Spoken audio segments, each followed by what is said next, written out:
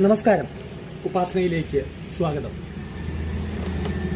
ജീവിതത്തിൽ എപ്പോഴും സന്തോഷകരമായിരിക്കാൻ എന്താണ് ചെയ്യേണ്ടതെന്ന് ശിഷ്യൻ ഗുരുവിനോട് ചോദിച്ചു. ഗുരു ഒരു ഗ്ലാസ് വെള്ളത്തിൽ ഒരു സ്പൂൺ ഉപ്പിട്ട് ശിഷ്യന് കുടിക്കാൻ കൊടുത്തു. ഒരു വായ കുടിച്ചപ്പോൾ ശിഷ്യൻ പറഞ്ഞു, അയ്യോ ഇത് കുടിക്കാൻ പറ്റില്ല, ഭയങ്കര ഉപ്പാണ്.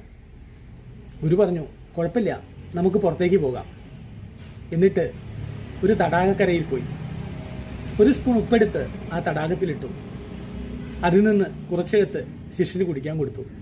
ശിഷ്യൻ പറഞ്ഞു, ഈ വെള്ളത്തിന് നല്ല തണുപ്പുണ്ട്, നല്ല മധുരവും.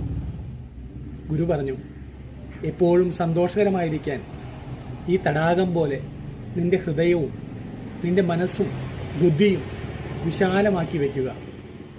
ഇടുങ്ങിയ മനസ്സിൽ, ഇടുങ്ങിയ ചിന്താഗതിയിൽ, ഇടുങ്ങിയ ബുദ്ധിയിൽ എപ്പോഴും അഴുക്കുകൾ കൂടുതലായി പ്രതിഫലിക്കും.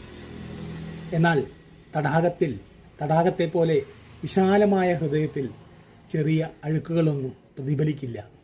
അതുകൊണ്ട് തന്നെ അതെപ്പോഴും ശാന്തമായിരിക്കും, സന്തോഷകരമായിരിക്കും, രുചികരമായിരിക്കും.